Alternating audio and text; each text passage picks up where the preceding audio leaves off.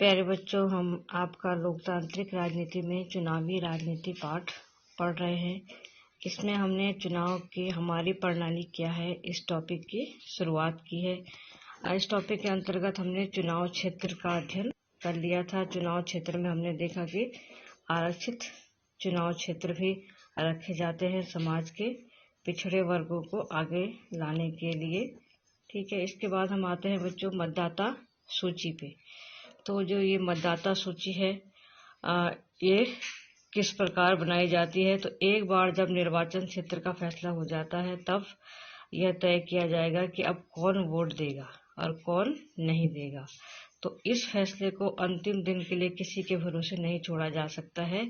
तो इसके लिए क्या किया जाता है, लोकतांत्रिक चुनाव में मतदान की योग्यता रखने वालों की सूची चुनाव से काफी पहले तैयार कर ली जाती है। यानी जो लोकतांत्रिक देश होगा वहां पे मतदान करने वालों की एक सूची तैयार कर ली जाती है। वो काफी समय पहले से इसकी तैयारी कर ली जाती है और हर किसी को दे दी जाती है। तो इस सूची को आधिकारिक रूप से मतदाता सूची कहते हैं। तो भारत में जो 18 वर्ष से ऊपर के जितने भी लोग हैं वो क्या कर सकते हैं, मतदान कर सकते हैं। तो आम बोलचाल की भाषा में इस सूची को हम क्या कहेंगे, वोटर लिस्ट कहा जाता है। तो ये महत्वपूर्ण कदम है क्योंकि इसका सीधा संबंध किससे होता है, लोकतांत्रिक चुनाव की पहली शर्त होती जो अपने प्रतिनिधि चुनने के लिए हर किसी को समान अवसर मिलने से है। ठीक है, तो पहले हमने सार्वभौम वयस्क मताधिकार के बारे में पढ़ा था। तो इस सार्वभौम वयस्क मताधिकार क्या था, इसका मतलब था कि हर किसी को मत देने का अधिकार होना चाहिए और हर एक मत का अपना मूल्य होना चाहिए। तो जब तक ठोस कारण न हो किसी को मताधिकार से वंचित नहीं किया जाना चाहिए। ठीक है, अगर कोई ठोस कारण नहीं है तो सभी लोग क्या कर सकते हैं, मत का प्रयोग कर सकते हैं, यानी मतदान कर सकते हैं, वोटिंग कर सकते हैं। अलग अलग नागरिक अनेक मामलों में एक दूसरे से भिन्न होते हैं। जैसे कोई अमीर होता है, कोई गरीब है, कोई बहुत पढ़ा लिखा है तो कोई कम या कोई एकदम अशिक्षित होता है। ठीक है, पर हर कोई इंसान है और अपनी जरूरत और विचारों के अनुरूप समाज में योगदान करता है। इसलिए सभी को प्रभावित करने वाले निर्णयों में सबकी भागीदारी होनी चाहिए। ठीक है, हमारे देश में 18 वर्ष और उससे ऊपर के उम्र के सभी नागरिक क्या कर सकते हैं, चुनाव में वोट डाल सकते हैं। नागरिक की जाति, धर्म, लिंग चाहे जो हो उसे मत देने का अधिकार होता है। तो किसी भी धर्म, जाति, लिंग का है, अगर वो 18 वर्ष का है तो वो मतदान कर सकता है। अपराधियों और दिमागी असंतुलन वाले कुछ लोगों को वोट देने के अधिकार से वंचित किया जा सकता है। जैसे कुछ अपराधी हैं या दिमागी असंतुलन है, मानसिक रूप से ठीक नहीं है, तो उनका वोट देने के अधिकार से वंचित किया जा सकता है उन लोगों को, लेकिन ऐसा सिर्फ खास स्थितियों में ही होता है। सभी सक्षम मतदाताओं का नाम मतदाता सूची में हो, यह व्यवस्था करना सरकार की जिम्मेदारी होती है। क्योंकि हर अगले चुनाव में नए लोग मतदाता बनने की उम्र में आ जाते हैं, इसलिए हर चुनाव से पूर्व मतदाता सूची को सुधारा जाता है। क्योंकि प्रत्येक वर्ष कुछ लोग 18 साल के हो जाते हैं, इसलिए प्रत्येक जो चुनाव होते हैं 5 साल में काफी लोग क्या हो जाते हैं, वयस्क हो जाते हैं और चुनाव में मतदान करने के योग्य हो जाते हैं। इसलिए प्रत्येक अगले चुनाव से पहले क्या किया जाता है, मतदाता सूची को सुधारा जाता है। नए लोग के नाम उसमें सम्मिलित किए जाते हैं, या जो लोग उस इलाके से बाहर चले गए हैं या जिनकी मौत हो जाती है तो उनके नाम को इस सूची से काट दिया जाता है। तो हर 5 वर्ष में मतदाता सूची का पूर्ण नवीनीकरण किया जाता है। ऐसा मतदाता सूची को एकदम ताजा रखने के लिए किया जाता है। ठीक है, पिछले कुछ वर्षों में चुनाव में फोटो पहचान पत्र की नई व्यवस्था लागू की गई है। सरकार ने मतदाता सूची में दर्ज सभी लोगों को यह कार्ड देने की कोशिश की है कि फोटो पहचान पत्र बनाया जाए सभी लोगों का।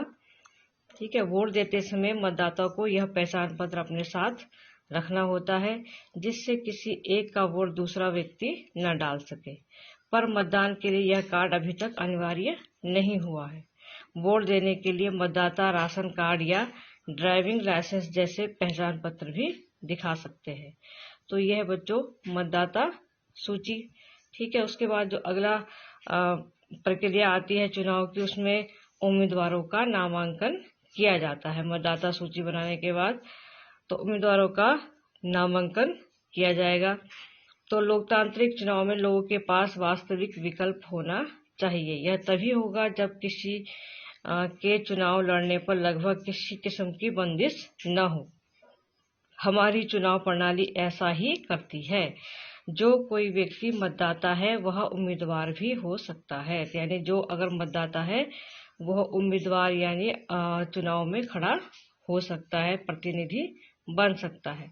सिर्फ उनकी उम्र का फर्क होता है। जैसे कोई भी व्यक्ति 18 वर्ष की उम्र में वोट डालने का अधिकारी हो जाता है, लेकिन उम्मीदवार बनने के लिए, किसी चुनाव में खड़ा होने के लिए न्यूनतम आयु 25 वर्ष होती है। ठीक है, उम्मीदवार बनने में भी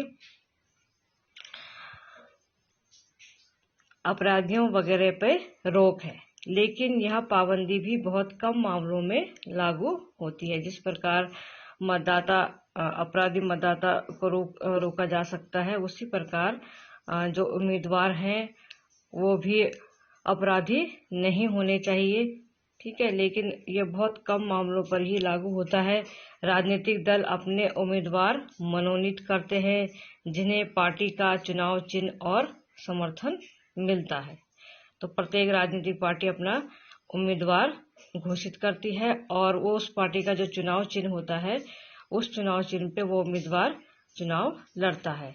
तो पार्टी के मनोनयन की बोलचाल की भाषा में हम इसे क्या कहते हैं? टिकट कहते हैं कि इस व्यक्ति को इस पार्टी से टिकट मिला है चुनाव लड़ने के लिए। चुनाव लड़ने के इच्छुक हर एक उम्मीदवार को एक नामांकन पत्र भरना पड़ता है। यानी जो चुनाव लड़ना चाहता है तो उस उम्मीदवार को एक नामांकन पत्र भरना पड़ता है और कुछ रकम जमानत के रूप में जमा करानी पड़ती है। हाल में सर्वोच्च न्यायालय के निर्देश पे उम्मीदवारों से एक घोषणा पत्र भरवाने की नई प्रणाली भी शुरू की गई है। अब हर उम्मीदवार को अपने बारे में कुछ ब्यौरे देते हुए वैधानिक घोषणा करनी होती है। प्रत्येक उम्मीदवार को इन मामलों के सारे विवरण देने होते हैं। तो जो व्यक्ति चुनाव लड़ना चाहता है उसे एक नामांकन पत्र तो भरना ही पड़ता है और कुछ पैसे जमानत के रूप में जमा कराने पड़ते हैं। साथ ही सर्वोच्च न्यायालय के निर्देश पे उसे अपना एक घोषणा पत्र भी जारी करना पड़ता है। उसमें उसे क्या क्या सूचनाएं देनी होती है वो इस प्रकार है।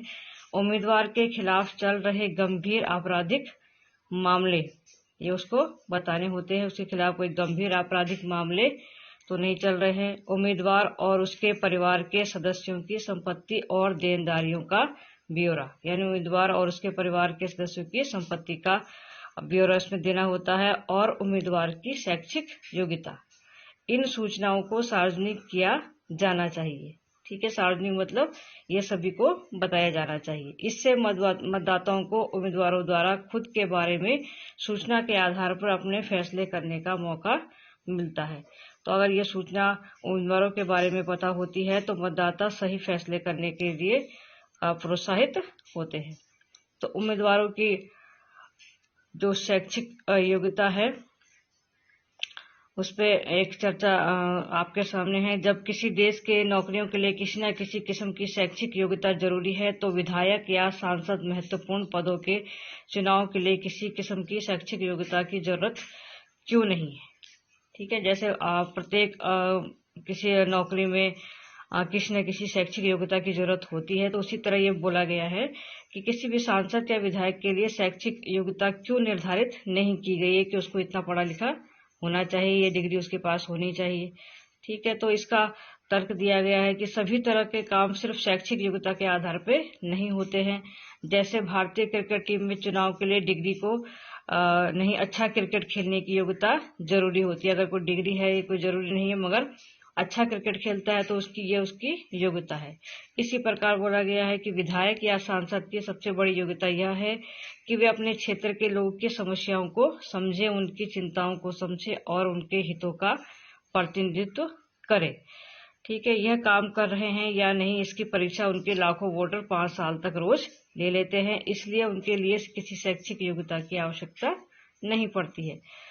ठीक है, अगर वो योग्य है, अपने क्षेत्र के लोगों की समस्याओं का निदान करता है तो वो अगले चुनाव में विजयी होगा। अगर वो इस प्रकार के काम, जनता हित के काम नहीं करता है तो जनता उसको नकार देगी, अगले चुनाव में वो क्या हो सकता है, हार सकता है।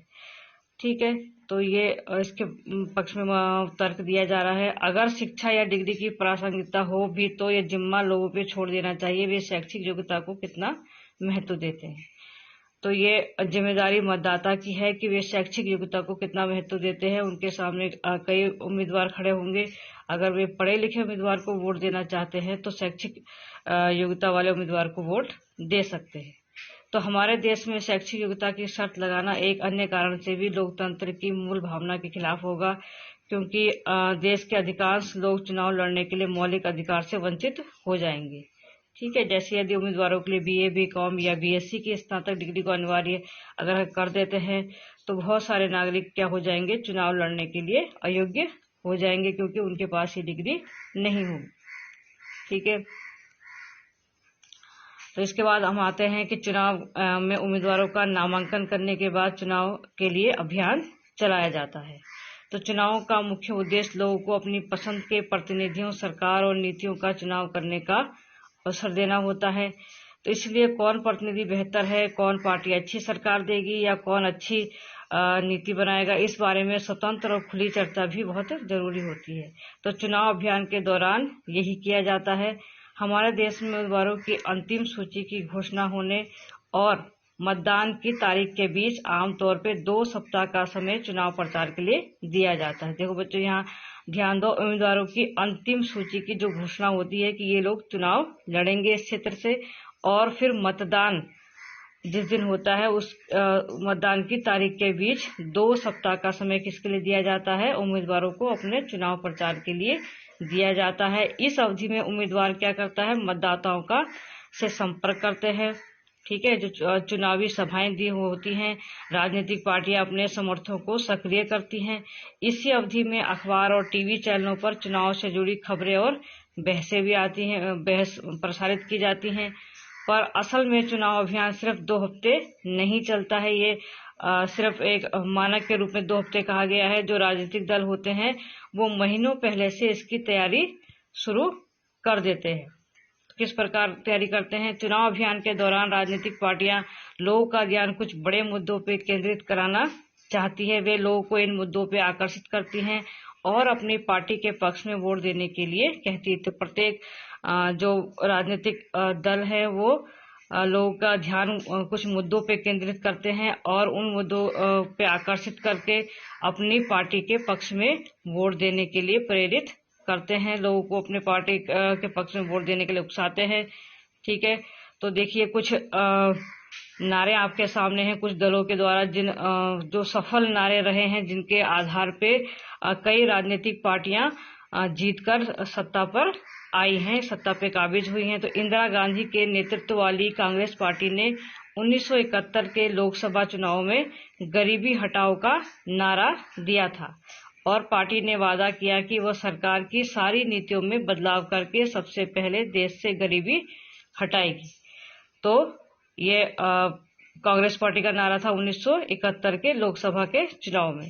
और 1977 में लोकसभा का जो चुनाव हुआ था उसमें जयप्रकाश नारायण के नेतृत्व में जनता पार्टी ने नारा दिया था कि लोकतंत्र बचाओ। पार्टी ने आपातकाल के दौरान हुई जातियों को समाप्त करने और नागरिक आजादी को बहाल करने का वादा किया था। और वामपंथी दलों ने 1977 में हुए पश्चिम बंगाल विधानसभा चुनाव में जमीन जोतने वालों को का नारा दिया था। ठीक है, 1983 के आंध्र प्रदेश के विधानसभा चुनाव में तेलुगु देशम पार्टी के नेता एनटी रामाराव ने तेलुगु स्वाभिमान का नारा दिया था। तो लोकतंत्र में राजनीतिक दलों और उम्मीदवारों को अपनी मर्जी के मुताबिक चुनाव प्रचार करने के लिए आजाद छोड़ देना ही सबसे अच्छा होता है, पर सभी दलों को उचित और समान अवसर मिले इसके लिए कई बार कुछ दखल देना भी जरूरी होता है। चुनाव के कानूनों के अनुसार कोई भी उम्मीदवार या पार्टी ये काम नहीं कर सकती है। ठीक है, तो चुनाव प्रचार सो कर सकती है, मगर मतदाताओं को लुभाने के लिए ये कुछ काम वो नहीं कर सकती है। वो काम है मतदाताओं को प्रलोभन देना, घूस देना या धमकी देना, यानी प्रलोभन देकर उसका वोट हासिल करना, घूस देकर या उसको धमकाकर उसके वोट हासिल नहीं कर सकती है।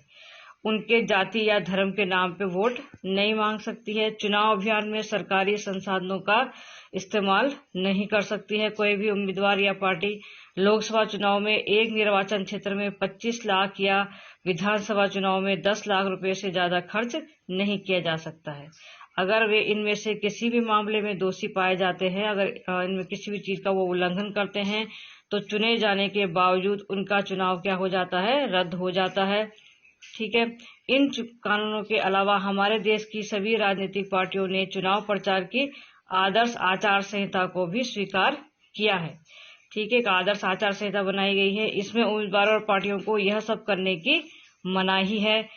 क्या क्या करने की मनाही है? चुनाव प्रचार के लिए किसी धर्म स्थल का उपयोग नहीं कर सकते हैं। ठीक है, वो आदर्श आचार संहिता के विरुद्ध होगा। सरकारी वाहन, विमान या अधिकारियों का चुनाव में उपयोग नहीं किया जा सकता है। यह भी आदर्श आचार संहिता का उल्लंघन माना जाएगा। चुनाव की अधिघोषणा हो जाने के बाद मंत्री किसी बड़ी योजना या शिलान्यास, बड़े नीतिगत फैसले या लोगों को सुविधाएं देने वाले वादे नहीं कर सकते हैं।